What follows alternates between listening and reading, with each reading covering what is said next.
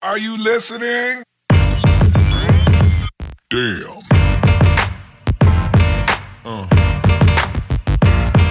Yeah. All right. We good? Let's do this. Let's do it. Let's do it. All right. So we have with us guests today. Now, have either one of you seen the podcast before? Yes. Have you listened to it? You have some sense of what it's Yeah, about? a little bit about it. Yeah. Dude, on that same, we were just talking about the last podcast. Anybody that didn't hear the last one, where I was just telling Jacob about my altercation with the TSA, but we'll get to that. So I got Jacob Floyd, I got Aaron Floyd. They are my nephews. I got my son Max sitting in. Jacob, Aaron, say hello, guys. Tell us. Howdy, y'all. There you go. That's Jacob. Hey, everybody. That's Aaron. Aaron's 24.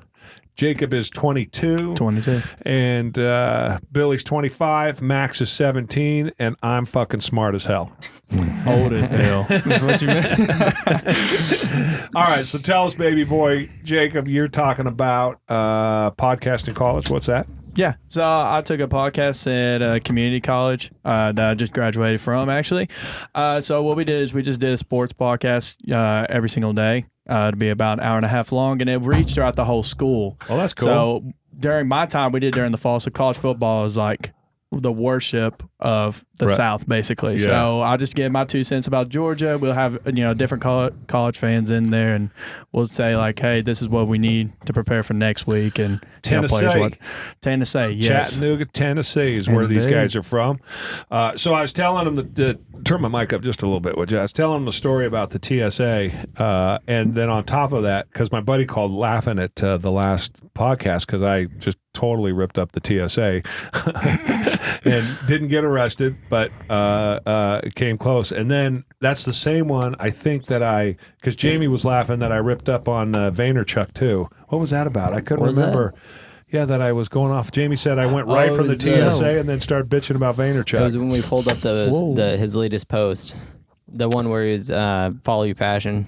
Yeah, fuck, follow your passion. It's such bullshit. What?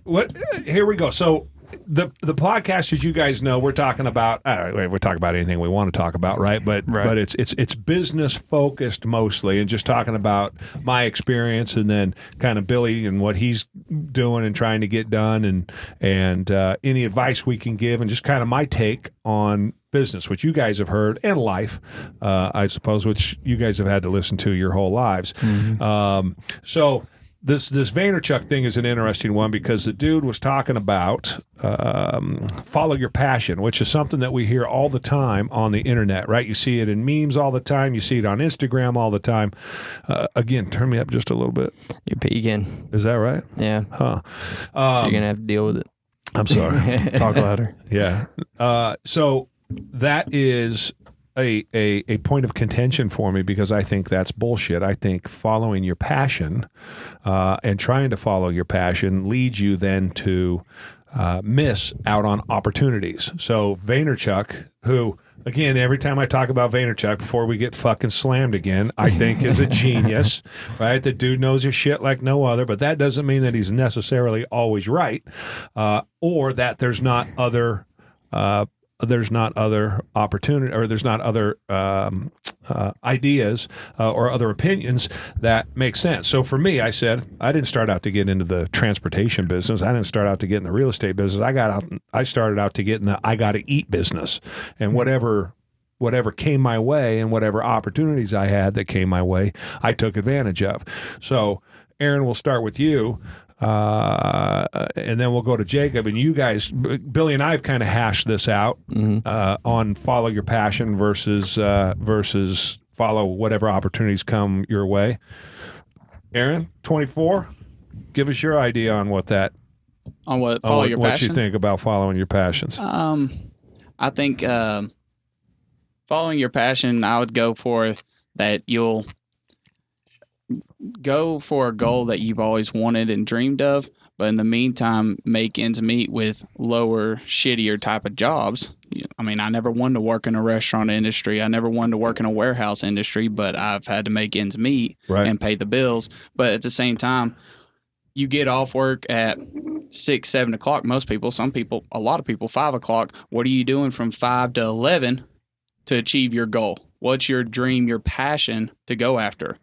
Now, being an entrepreneur, you work endless amount of hours. We all know that. So you found not necessarily what you've always dreamed about, but your niche, what you're good at. You found your strength. So that's what I look at as your passion. You might think it's one thing, but I would go and follow your strengths as well. Don't worry about your weaknesses. Triple down on your strengths. So that's you have an idea of what your dream and passion is, but it can change all of a sudden, and then you're like, oh shit, I didn't know I'm good at this, and I enjoy it too. Well, it's bringing about self-awareness too, and that's a big thing when I hear Gary talk about just self-awareness. Like, who do you? Basically, it's like, what is like your intentions, but at the same time, like know who you are and what your strengths are, bouncing off of what he is, and yeah, I think self-awareness has to go a long way when following your passions. Like if you're really, really passionate about it, I mean, just follow for it, but also at the same time, be aware of other things that you might be, also good at, and just finding strengths, and that just all comes with it. So as an example, and the example I used was if I was to follow my passion at 22, I would have wanted to like play pool professionally, right? Or play baseball professionally, or play basketball. We're all sports nuts, right? We would have wanted to do something sports wise. What are the chances I was going to do what I was truly passionate about? Oh, very low. Just like how Slim to less than low. Both of our dreams, if you want to say as a kid, was playing in the NBA. Right. Well, that's not going to happen. So once you but realize, wouldn't that be your passion? This is I'm not being sarcastic when I ask the question. Legitimately, how do you answer a Vaynerchuk question when he says, and Billy, this is exactly the conversation we just had a couple of days ago, but I want your guys' perspective. When he says, follow your passion, and you're an 18-year-old kid. So Jacob, you're 18 years old, you're about to graduate from high school. What's your passion? Oh, my passion was music, for sure. Okay. Yeah, mine was music, because I was come to realize that like my strength was in sports. Like I enjoyed everything about it, but just seeing what it would take though for the physical side standpoint of it, I mean, there was no way like I could reach up to that level. So then I had to find an alternate route. Your passion being sports isn't something that you could follow up on, right? Because you knew you didn't have the tools necessary to really go to the level, to those next a realistic levels. goal. And that's one of the things. That's also too just keeping like just being aware and keep just like know what you could be possibly good, and that's just finding yourself and like what your strengths can be. And mine really wasn't sports like growing up necessarily. Like I enjoyed playing, I still love talking about sports, but music has always been more my passion, because I know the resource where I can do in order to take that to the next level. Yeah, and if you have, in your case, Aaron, the kind of, you're chasing multiple different avenues, you're going after multiple different ways. My argument is you may have skills, but those skills could translate across multiple areas, right? Literally hundreds. You could figure out, you could probably do thousands of different jobs. And in my pool analogy, if I'm playing pool or I want to play pool professionally, or I want to play basketball professionally, in my attempts to go and do that, if I'm so concentrated on that I'm blind to everything else around me, including how good I am at what I'm trying to do, I miss what might be opportunities as they go by. In my case, I didn't want to drive for a living. I didn't want to be in transportation, but it presented itself. And then I had skill sets that matched up with the opportunity that I saw come along. And then I had a brain for math, and I had a risk tolerance higher than what most normal people have, and I have the ability to handle stress on a way that most people couldn't. So then that led me to risk in other places, taking advantage of this opportunity that I had no idea I even wanted to do. Right? There's no way that ties to my passion. There's my work and my passion are two different things. Now I work passionately, right? You guys know that. Everybody knows that. I work passionately, but it's not my passion, right? Sports are my passion. Playing pool is my passion. My kids are my passion. I like movies are my passion. Doing this is my passion. I enjoy this. But work is the opportunity that was presented to me that then I took advantage of, that then afforded me to go and do my passions. Correct.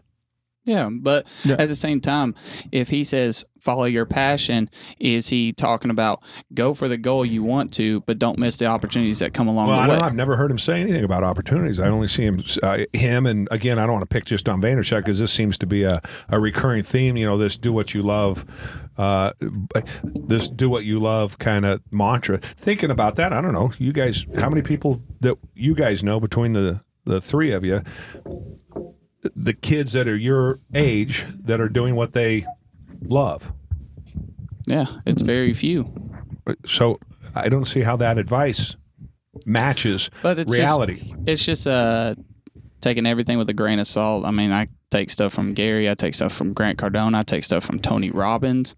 I mean, it's just you find all these guys and different ideas and perspectives they all have, but it's the general idea of being an entrepreneur, doing what you love. Well, I mean, when you leave high school, most people don't even know what they love, honestly. They don't know what they're going to get themselves into, what they want to achieve in life.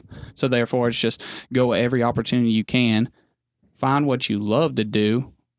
Just, you might love it. You don't know till you try. So it's an opportunity. And it might be, okay, I'm going to have to eat shit for 3 or 4 years and work 2 other jobs to make ends meet on the side. Well, do that. And then next thing you know, opportunity might go somewhere else on what you were trying. So perfect. See the difference though? That the opportunity versus passion, I think, is the part that gets mixed up. What do you think, Billy? Yeah, and I mean, I agree. And basically, where we kind of settled on this was that Jerry was saying, like, if he loves playing pool. If he gets out of high school or wherever he's at in his life and he's really chasing down that pool thing and he's giving up other opportunities because he's trying to chase down his passion. So because that's his passion, that's what he loves to do, and that's the only thing he ever wants to do, he gives up all these other opportunities that might come by because he's so dead focused on his passion. So that's where we met at, which was, sure, if you love pool and you want to try to make that into a career, go try to make that into a career, but don't close your mind off to the other opportunities that are going to come up. Right. Yeah. I don't know why they can't say that though. Right. I think it's a jump from passion to opportunity. He says some stuff that does say about opportunities, and he's all about don't focus on strengthening your weakness, focus on your strengths and just triple down on that, what you're good at. Yeah, see, I disagree wholeheartedly with him on that also. So that's just something he says. We've had that conversation also. I don't need to, it's been my experience. And again, we all have different experiences, but it's been my experience since you brought that up that I don't need to focus on what I'm good at. It takes care of itself. Right. Yeah. So in business, you don't need to focus on you're making money. You focus on where you're losing money. Right. Because making money takes care of itself. Mm-hmm. So when the profit loss comes back and you see how much money you made, you're like, oh shit, that was a good month. Right. Mm-hmm. Or you look at it and go, how much more could I have made? I got to go to the debit side. I got to go to the cost side and figure out how I could have made more money, because you'll get blinded by the bottom line. You'll say, hey, I made $10,000 last month, and you'll get blinded by that going, good Lord, $10,000 in a month. And I used to work for, minimum wage and got my first job when I was 11. You'll get carried away with the $10,000 a month, but there's another $2,000 a month left on your profit and loss statement in expenses that you're missing because you're not paying attention, and you get carried away with that bottom line. So my take on that, and again, it comes back to what you were talking about, Jake, with self-awareness, is that you concentrate on what you're not good at, and you perfect that in the context of what you're trying to do for a living, or what you're trying to do to make money. And because what you're good at will always take care of itself. So I'm not patient.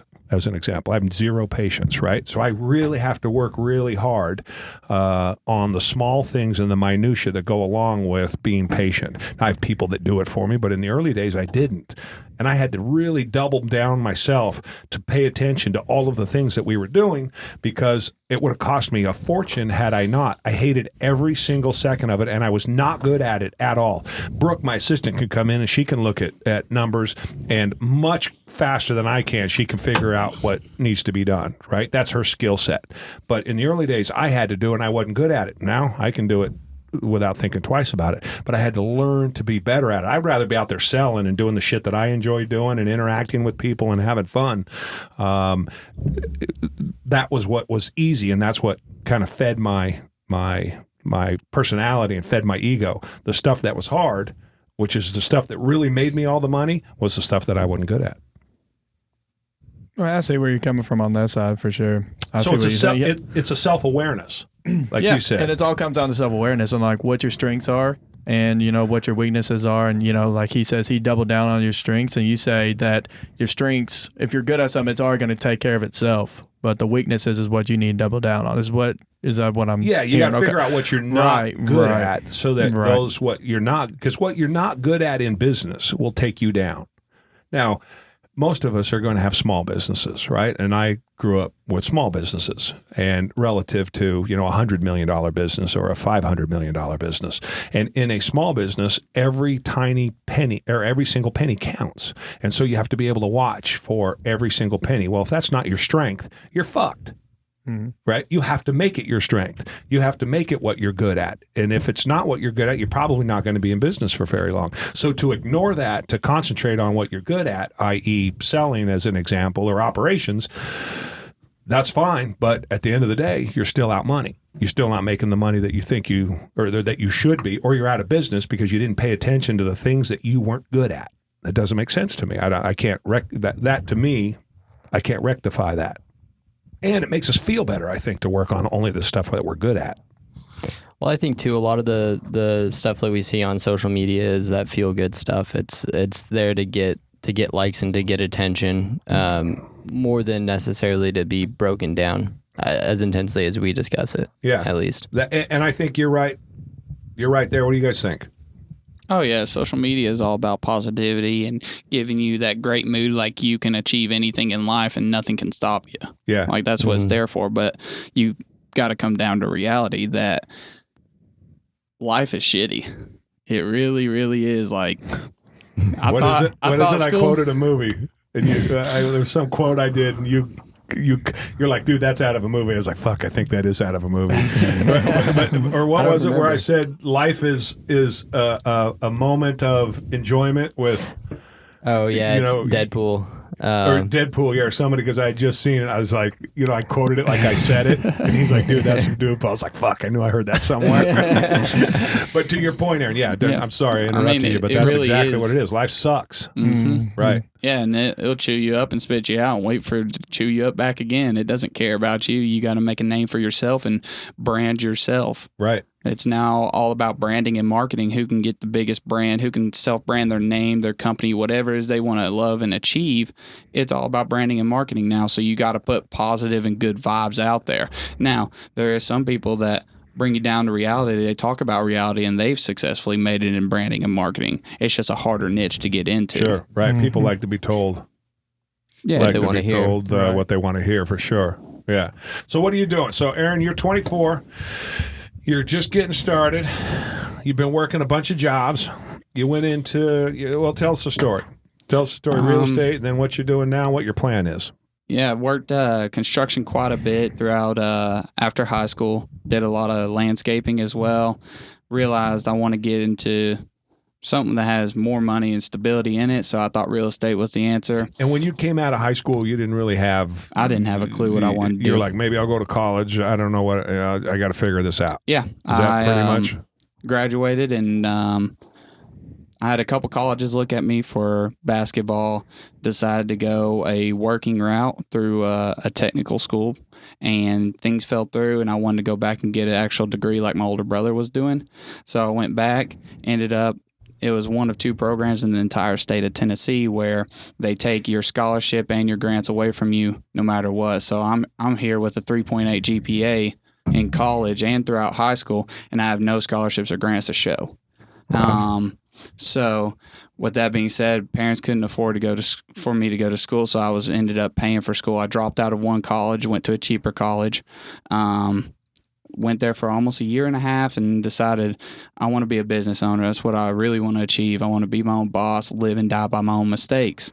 So I dropped out of that school. So you can technically say I'm a double dropout.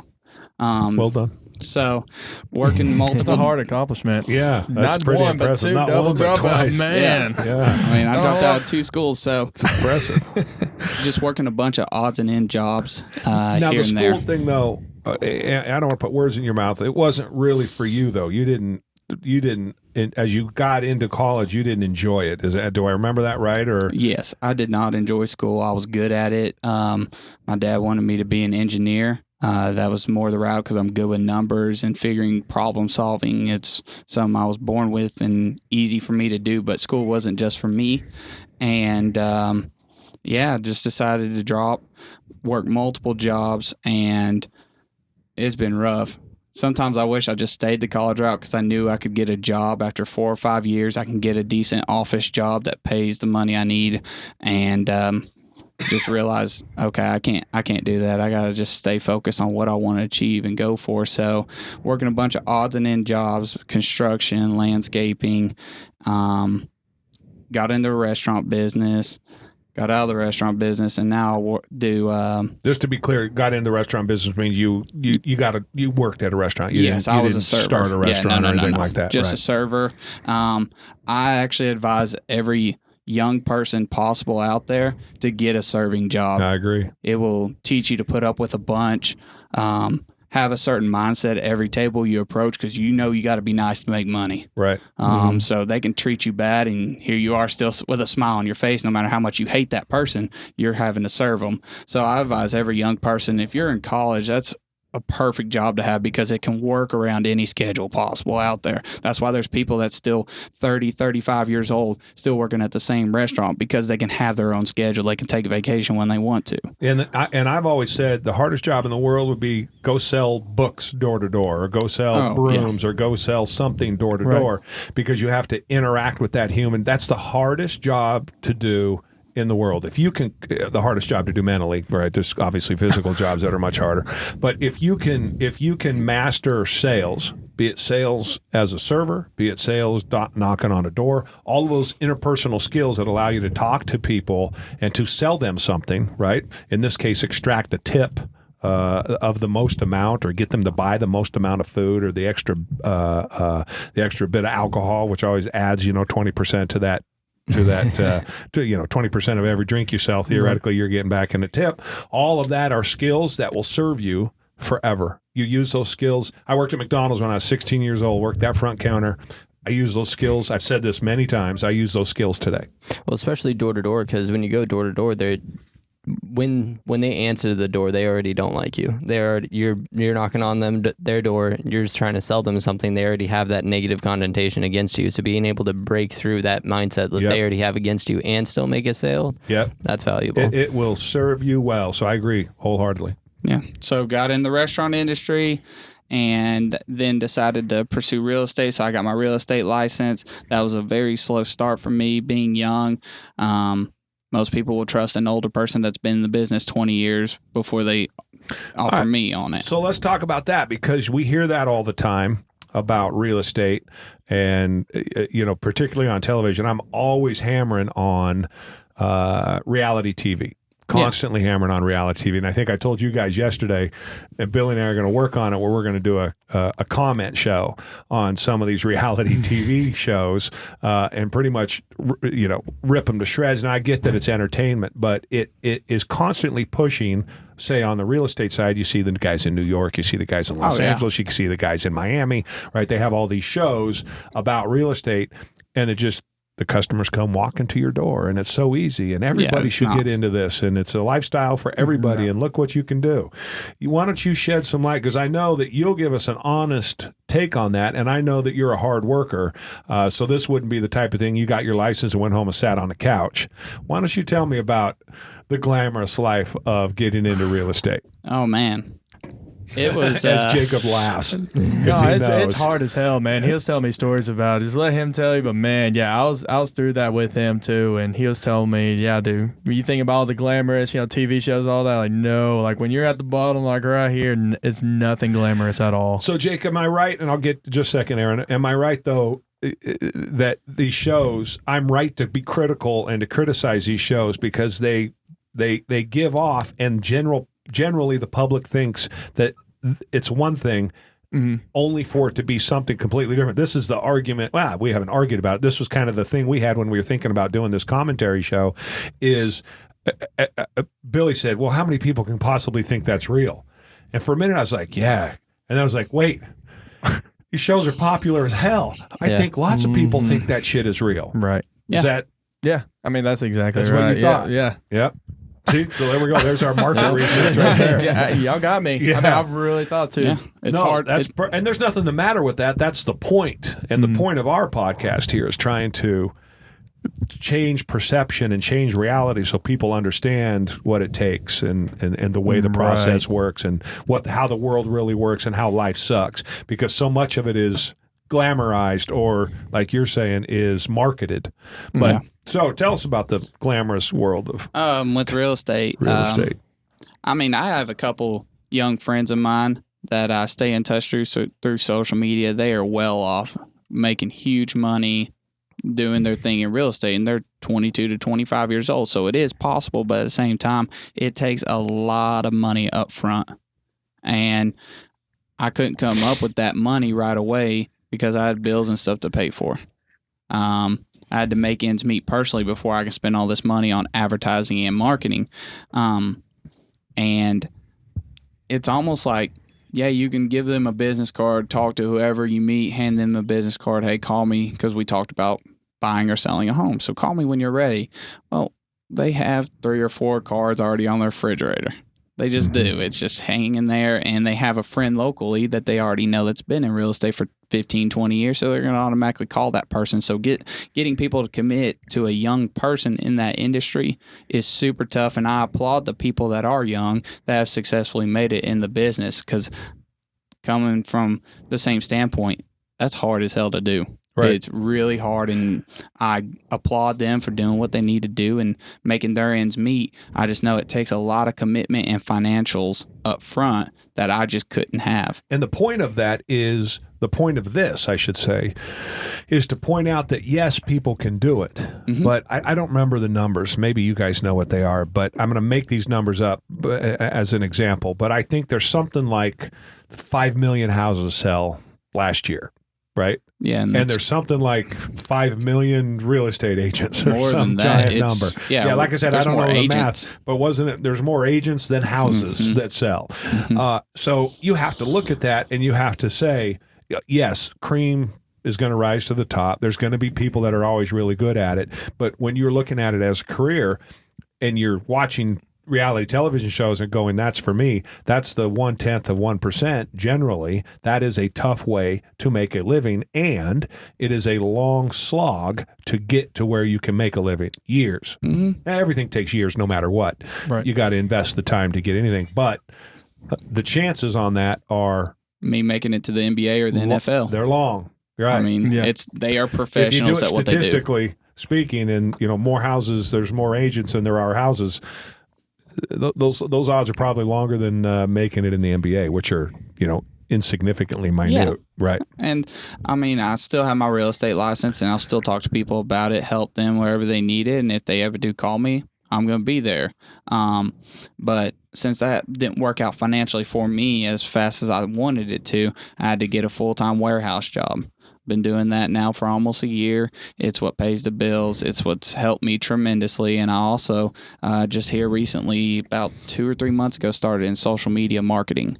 I love the hell out of that business. I really do. I don't even. So what do you mean when you say that? Tell us about that. So I work for an agency out of Texas, and the guy contacted me through a mutual friend that lives in Chattanooga with me and hired me on. And I was like, look, I can't grow the accounts. I can't be a account manager, and the account managers are there working on the accounts every day, growing these accounts to a certain amount of followers per month, doing their ads, whatever you want in our packages we sell, they do. The account managers. So this is specifically, let's be specific. So Joe Blow company, I think the example you used was some apparel company. So Santa Fe Apparel calls you up and says, I want to grow my brand online via Instagram. Yeah. And you're like, okay, is that's the customer that you're going after? That sort of customer that wants to build a brand? It can just be somebody that wants to boost their own ego and have a certain number of followers on their page, and they just get satisfaction after when they see a K next to their follower account. I mean, anybody will pay that money just to have and the biggest thing people want to pay for is trying to get a blue check mark by their name. Yeah. Everything Verified. Yeah, everybody wants to be verified because it shows approval. You want to be approved into something. You want to feel like you belong somewhere, and people want to belong in that verified account. So they'll do whatever they can. They'll buy followers. You'll see some people with 120,000 followers and they don't have the blue check. It's because you went and bought them. And so what do you do that's different? Real people and real people only. Because I find people that want to have interaction. So how the verified works, I've read about it. You want to see interaction go through your account, people talking to you daily, commenting on your stuff, just very involved in your account. Well, next thing you know, you'll start seeing fake accounts. If you see more and more fake accounts people create of you, even if they're just mocking your account and just trying to just bully you on that, please do it to my account. I want that, because then I can show Instagram, hey, look at all these accounts. How are these people going to know who is Aaron Floyd? Okay, well, let's discuss it more and more, and let's put a verified check by your name. That's why these famous people have them, and if you're not famous, they still have them because there's fake accounts out there, so you want to know who the real person is. That's how you know who's real and who's not. And how do you grow it then? I reach out to people every day, hours throughout the day. On behalf of a... Yes. So your account, I'd say, hey, let me get access into your account.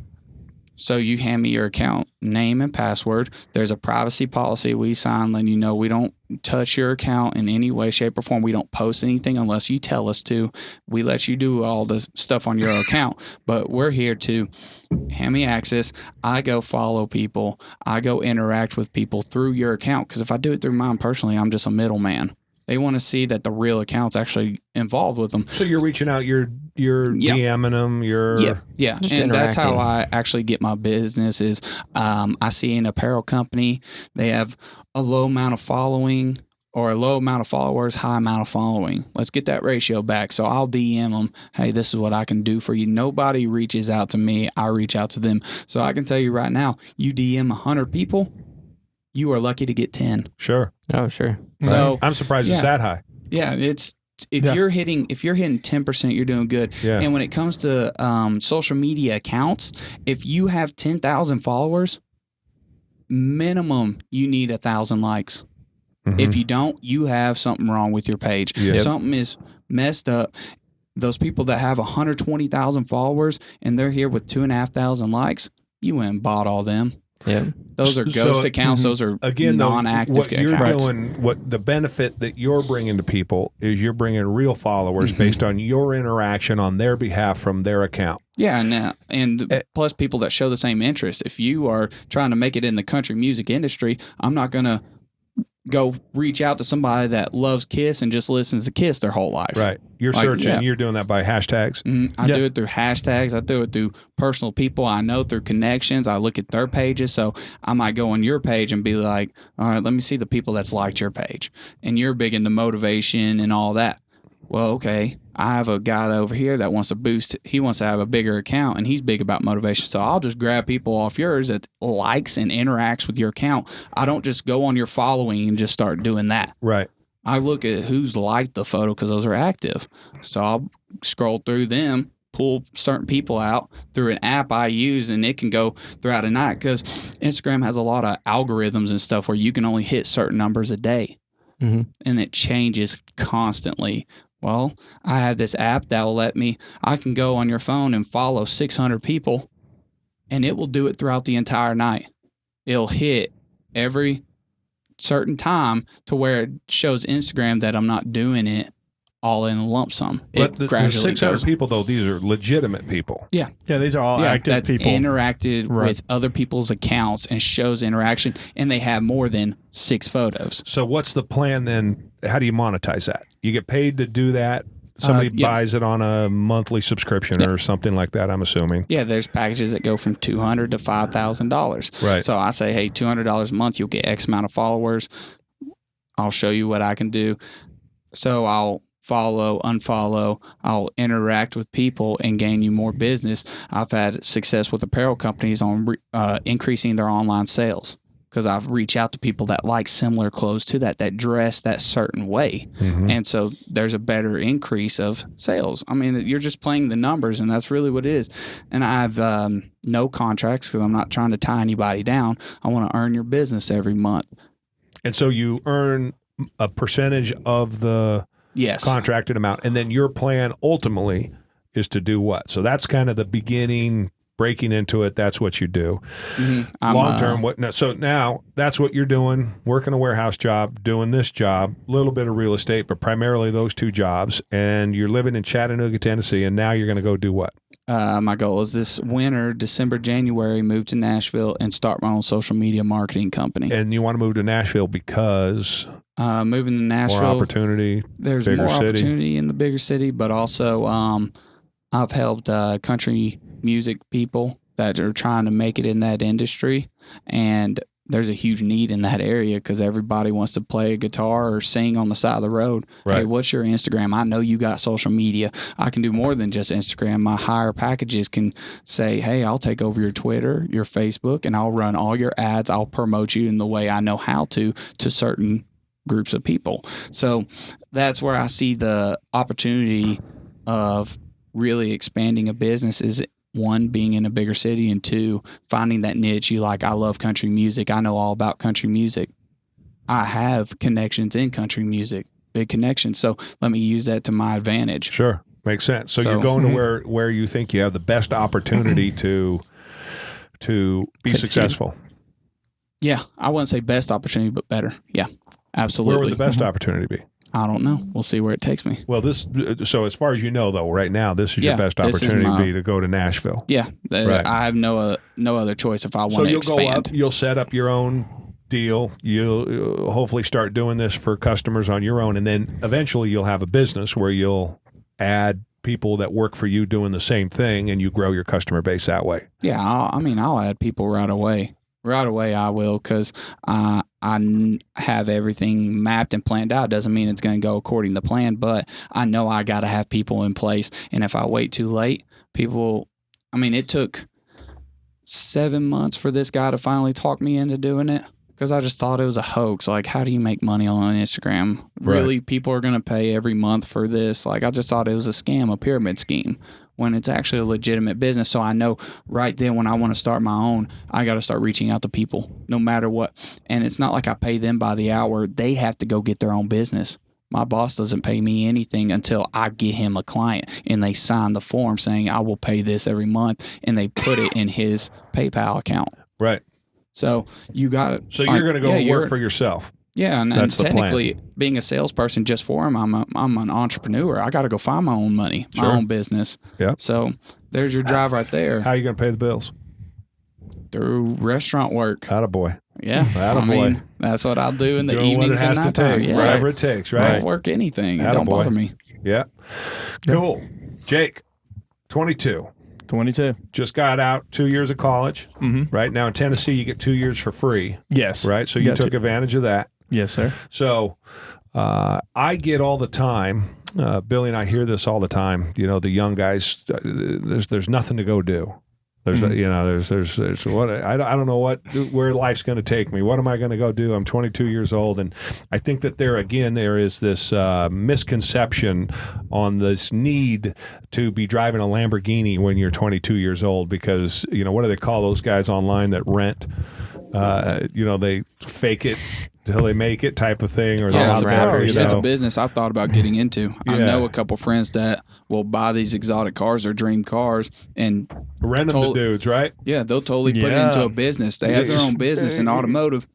Every car is written off they have, and they just have pure exotics. Right. All these expensive cars, and hey, I'll lend it to you for $500 for the night if you want to go on a fancy date with your wife. Here's the card. Like that.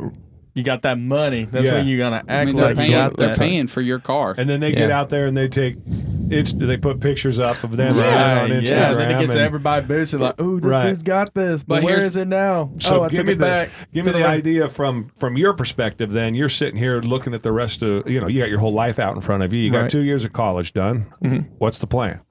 So the plan is right now, I just took a semester off, just started working, and one of my things I'm passionate about is country music. But at the same time, there's people I talk to, of course, like my parents do. You always have to have a backup plan with anything.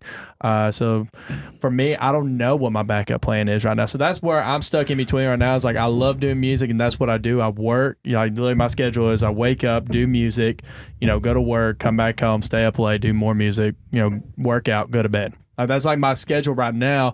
But I know that I need a backup plan just in case, and I'm stuck in between of what I want to do, outside of music. So what are you doing in music? So for music right now, I actually started in May. My mom was a music teacher for about 15 years, so I got the whole concept of music, how to do notes, and so I learned a lot from her. And then it was just like a guy literally just told me, one of his friends, he was like, hey, if you want to get reached out to, you got to start putting out stuff on content. And that's the biggest fear is a lot of people, they don't want to put themselves out there real too quick because they don't know what the backlash is going to be like. So I put out my first. They're worried about what people are going to think. Is that the Right, backlash that you're talking about? Yeah, they just don't want to see the negative comments. No one likes to see a negative comment like, oh, you're not as good. Why you keep doing this? Right. But I've also realized, even though I started in May and where I am now, it's just a progression of like, you can either dwell on that one negative comment or you see all the other people you're impacting too. So with me, I'm doing music, but I've also realized the other people that I've impacted of like, oh, I'm going to go out and try to do this. Because they're so scared, their whole life to go out there and do something that a lot of people didn't look upon as like, oh, I don't think you'll ever be able to do that. And at least they're going out there and trying to with their, put it. And I tell them too, I was like, it puts in a lot of work. Like it's not just going to come overnight. Like it's a slow grind too. And I've had DMs over the past months just saying like, hey man, I'm loving what you're doing, the grinding, the process of it. And you actually inspired me to go do something that I never really thought about doing, but now I'm just doing it because I look up towards you. That's a cool. cool little feedback too that I've gotten from other people. Yeah, who cares what that's people awesome. think? Yeah, exactly. I mean, you're always going to have comments. I mean, with anything, like Right. I could tell him like, hey, your social media company's not going to start up, but is he going to dwell on that, or he's going to pass that and also talk to the guy who's in social media, the guy in Texas saying like, hey, you have the grit and, you have what it takes. Right. So, I mean, who you're going to listen to right there. Some Right. average Joe that doesn't really know a whole lot about, music, or are you going to listen to people that, for me, I reach out to and they say like, hey, man, you have a, really good voice. I see really a lot of potential into you. So, I mean, I don't look at the negative. Now, can you look back, on something that had be like, hey, you need to work on this? And yeah, absolutely. I mean, that's with anything you do. Like, hey, this is something you need to work on. But I'm not going to be, you could. There's two different things. It's two different things to work on what you need to do to improve. Right. Right. That's a weakness that you need to get better on. It's something completely different than somebody commenting that you're no good at this and you paying attention to it. Well, Those are two different things. Yeah, what's crazy though too is like people will stop doing what they're doing because I need to work on this. Like there's some people that they're to the point of that software, they're just like, you know what, I don't like this negativity, I'm done. I'm done. Like I don't want you to tell me what I need to work on. Yeah. I mean, there's legitimate people like that. So for me, I just use so that shallow. Right. I use that as small ego. more of a motivation. Like, okay, like, yeah, I'm going to get this through. I'm going to get through this. I'm going to keep improving on that. I appreciate you reaching out to me and telling me that. Right. Self-awareness. Right. That's what it comes down to. So you're hoping to be a singer, producer? Yeah, absolutely. Just be entertainer? That's what be you're... an entertainer, basically, just a music artist. And my plan is moving up to Nashville and, because that's where the heart of country music is and, just start branching off from there. But, it's a day-by-day process, slow grind. And there's a lot of people trying to do it too. So with me, it's just I'm reaching out through social media, any type of people that I can, not the really like big ones that are verified accounts. I try to find ones that are trying to, go up there too. That's their dream too. So I start working with them through songwriting or just collaborations with other different artists, and then their people or like their followers get to see me, and my followers get to see them too. And that's how I just build. I just build it off through social media a lot. Would both of you guys say how much out there in your age group are people not doing things that they should or that they would like to because of how it'll be perceived? Yeah, absolutely. I'll speak on that 100%. All the time. Yes. Prevalent everywhere. They don't like to hear negativity. And it grinds my gears, though. It's just like you're literally going to dwell on that one person saying you cannot do something. Yeah. When you have any know because you don't have the time right now because everybody wants it right and then and there. But like, see what happens over the next 3 months. Right. I mean, I really agree with you on that though. Aaron? I mean, it does get to me at the same time, but What gets to you? just how people they'll say negative things. They want to, man, I wish I could do that. Well, I mean, why don't you? It's because you want that comfortability. You want that steady job. You want that 40 hours. You don't want to chase a check. You want that check to come to you. I mean, if you want more, don't bitch about it. I mean, you're complacent. You like where you're at. So deal with the finances. If you want more in finances, you got to go get it. It's not going to just, hey, I want a $40 pay raise. Like, no. Right. It's not going to happen. You got to go get it. Right. So, and to each their own. I mean, people love having that steady job, that steady check. Your business wouldn't run if everybody wanted to be like you. Right.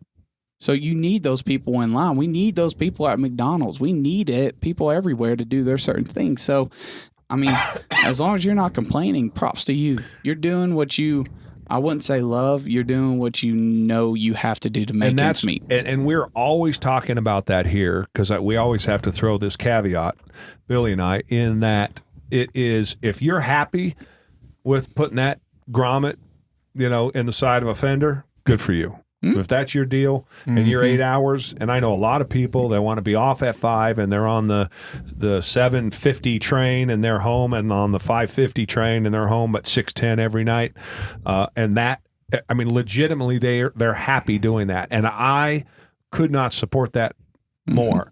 And if they like listening to us and getting the perspective on what it's like for an entrepreneur or business owner, that's great too, and entertainment value for them, fine. But they're happy doing what they want. That's not the people that I'm talking to. The people that I'm talking to and the people that I'm trying to encourage, particularly young people like you guys, is the ones that want more.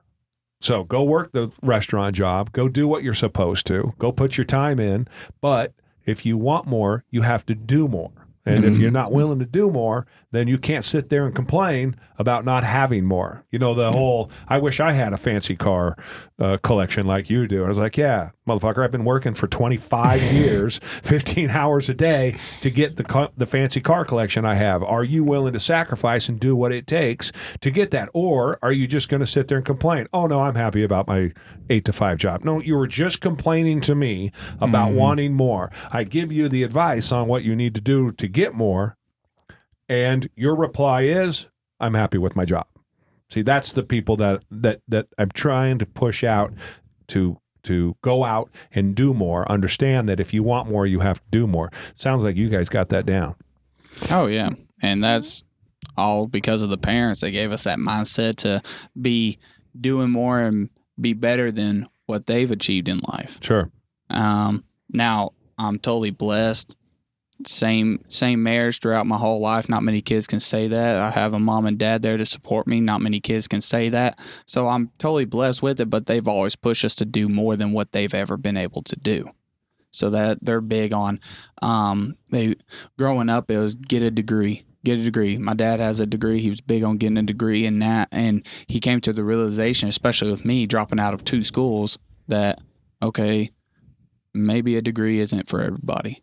And he reverts back and says he's lucky to even be working in a field that he got a degree in. He didn't have a plan to work in rock industries, but it happened to work out and he does it. But there's plenty of people in his shop that don't do it. They don't have a degree in that kind of field, but so that's where they ended up. Yeah, and he just by the lucky hand of the draw ended up working within his degree, but he came to the realization that a degree is not for everybody. Now, with that being said, if you don't know what the hell you want to do in life, you better stay in school. Stay in school. I mean, because that's where a lot of kids figure out what they want to become, who they want to be, and you might find that niche that requires a degree, but if you just totally gave up on school from the beginning and just ended up working fast food, a lot of people get complacent. Get stuck in that. Yeah, that's where you get those 30 to 35-year-olds that's been in the restaurant industry for 17 years. They just said, screw school, I'm done with it, and got complacent. So I was big on keeping my little sister in school. Stay in school until you figure it out. I know your older brothers are not. My older brother Matt has a degree. He doesn't use it for nothing. Now, it did teach him stuff. It taught him certain traits and whatnot through school, but he doesn't use it. I think, and we've talked about this before. I want my kids to go to school. I want the kids to go to college, right? Go in the military or go to college. I think that's important. But I don't think college is important. If you're going to go be a doctor, right? Yeah, or right. an engineer You're gonna have or to lawyer or need something, that. you Yeah, got to you're go gonna to have college. to. But that's a small number of people, relatively speaking. I don't think you need to go to college to do what you want to do. I think you need to go to college, though, if you can, because you get the social interaction. There's a bridge between being a kid, graduating at 17, 18 years old, and 4 years later being 22. The difference between 17, 18, and 22, Jake, is a big difference, isn't it? Absolutely. When you graduated from high school, you're nowhere near. Right. Well, you might be. Well, I think you went backwards, to be fair. Feels like that sometimes, but no. It seems like you went backwards. I think what it comes out to is just you find that responsibility. Like you're, in a sense, like you're on your own. Like you keep up with your own stuff. Like in high school, like they do kind of pamper you. Yeah. Like make sure you get stuff done. So like it's a when nice it comes transition, right, from exactly, into adulthood, if you will, to go to college, and you get that social interaction that's not dictated by mom and dad. And to your point, you're responsible for your own hours, and you got to be to class on time and all that. There's nobody waking you up and all the rest of that shit. So it's a nice transition to adulthood. And so from that perspective, I've always said,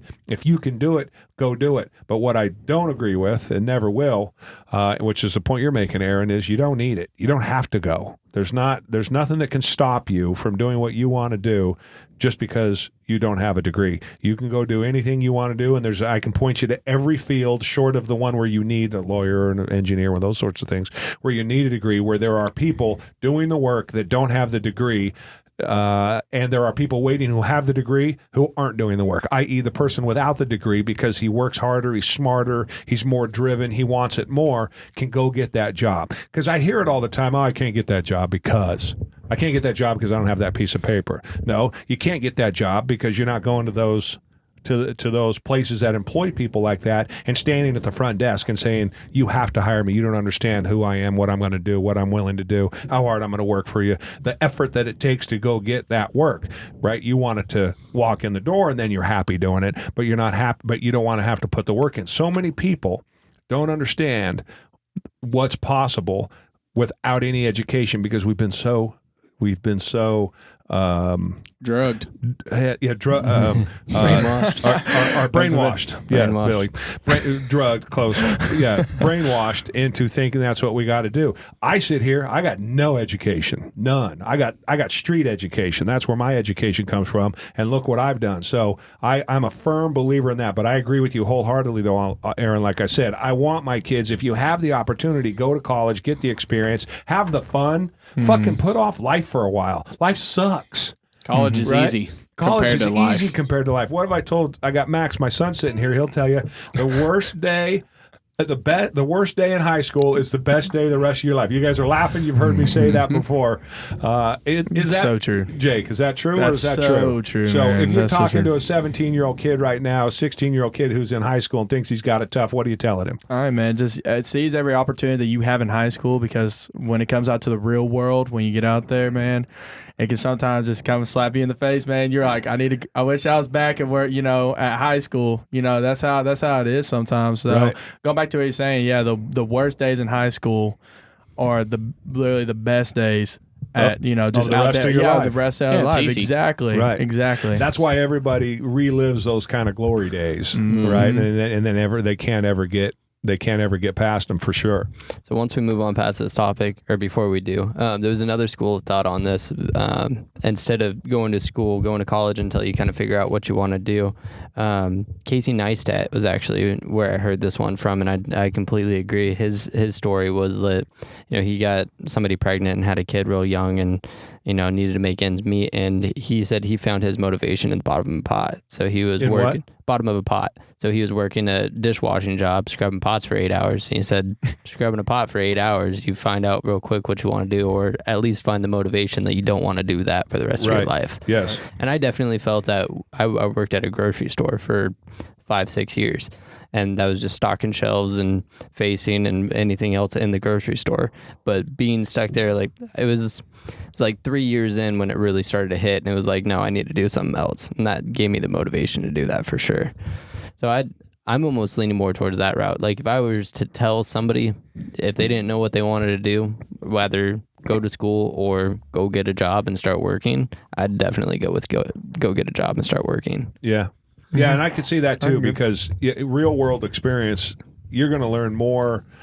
You're going to learn more hanging with me for a year than you're going to learn in 4 years of business school. Well, you probably learn more working for me in 6 months than you'll learn in 4 years of business school. Probably. I mean, there's just no way around it. So could be into anything. Jake, go sweep floors at a music studio. You know what I mean? Do whatever it takes, because you're going to probably learn more about the music industry, sweeping their floors and cleaning up the equipment than you would doing it from the outside. So there's definitely some value there. I don't disagree with that at all. Also, this is coming, like I went computer science engineering 2 years, GPA 3.8 GPA while working 40 hours a week. So like I did both of them too. Like, Yeah, same. And so to that point though, how was that compared to high school?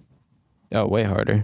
I mean, so the end of high school, I ended up going to a school called Summitview, which is like you do all of your work at home, and you go into school once a week and you turn in all of your assignments, you take tests, that kind of stuff, and then you just get your assignments. So it's kind of like homeschool, but you still meet up at a central school. So my senior year was there. So it kind of prepped me, threw me into it. You were ready for it. Yeah, but it was... it's better in a lot of ways than high school, but it's way harder for sure. Right. Yeah, I wasn't prepped for it. I struggled just going to class because I realized nobody's forcing you to go. Yeah. So you struggled getting yourself up and getting yourself where you needed to be. Yeah. Keeping the my schedule. First semester, I scheduled an 8 a.m. and that was the worst mistake I ever made. I Next thing you know, my first classes were 11 a.m. The earliest. I would try to just get them in the afternoons. Yeah. So think about that today. Oh, yeah. Right. Think about that. You're 24 years old and you're looking back on an 18-year-old going, you couldn't get your ass to class at 8 o'clock in the morning to go to class. With really no responsibility either. I mean, At you're that just point, going to class. Yeah, exactly. No, and that's Living how it at was. home, going to class, not a care in the world, and you couldn't do it. Nope. 6:30. Check Maxie. Maxie does. You're gonna appreciate that though. Like I said, once you leave high school, you're gonna be like, oh man, like this thing just gets so. It's just like it's good though. It's good though. You know, even though we're talking like we're bashing down on it, but it's also good though because you really develop on your own responsibility for things. Well, I think there's tons you learn. Go ahead. Oh, exactly. Yeah, Freshman year, man, I learned a lot just throughout college. Like I can't just dick off like anymore like I did high school. You know, you actually have to do some work when it comes to like college. Up. Right, exactly. And it teaches you, and that's just not just with school, but just anything else that you want to start doing. Like you got to put in some work to actually get the results that you want. And the thing is, we'll wrap this up to. That is a constant mantra for us, and for me in particular, is talking about life. And you said it at the beginning, Aaron. Life sucks. Life is hard. Life is difficult. Life will kick you in the balls. And when you go to high school, particularly as time goes on, these high schools become easier and easier, and you get to take tests 3 times and do it till you pass it. Guess what, motherfuckers? There's none of that in the real world. Got one shot. You got one shot, man. And the bosses aren't putting up with your bullshit, and we don't care that you don't feel good and that you showed up 20 minutes late because you didn't get up early enough and made it to the bus on time and all the rest of that bullshit. Life is hard, but inside of that life is living. That's the message. That's the thing that I always talk about is, yes, it's hard. There's no sense in lamenting that it's hard. Live it and go take a giant fat bite out of life, as hard as it is and as difficult as it is. And then you absorb the lessons you learn when it's difficult. I'll tell you this one too, what I've learned, don't be scared if you fail.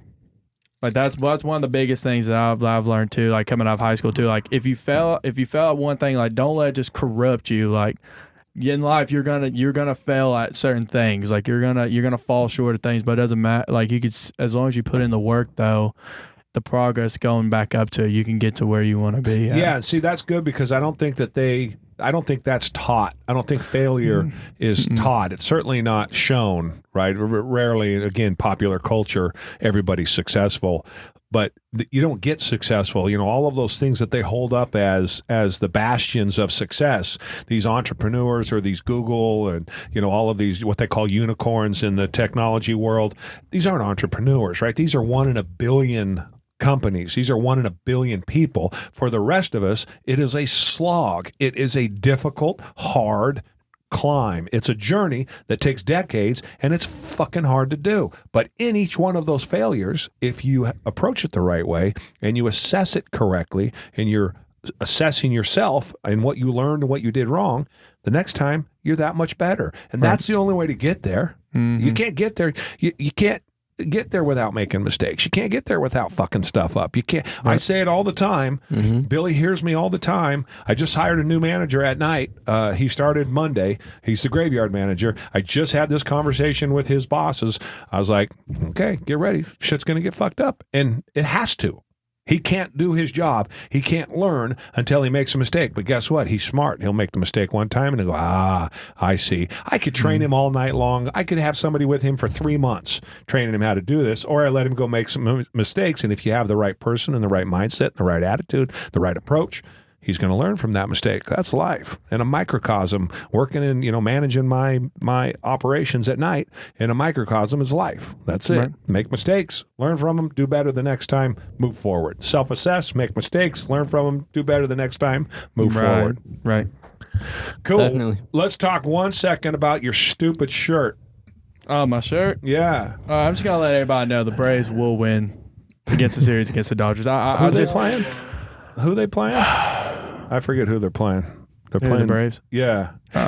We're playing the team that chokes a lot during the postseason. So, yeah, in the LA Dodgers. So, I just, where's we'll take that. Actually, you know what? I put it all aside, though. Dodgers are a really good team. We're going to have fun with this. Oh, it's a fantastic these two idiots are I mean, I'm a Dodgers fan. Well, that's true. No, I'm sorry, Aaron. You're a Dodger fan. No, that's but right. There is one person that gets it. This single idiot is a Dodger fan, or is a Braves fan, and the Braves and the Dodgers are about to go do battle. Everybody, and I tell this, everybody loves a good comeback story, though. I mean, we're in the position of placing last in our division, you know, and we do about 7.5 games above second place in our division.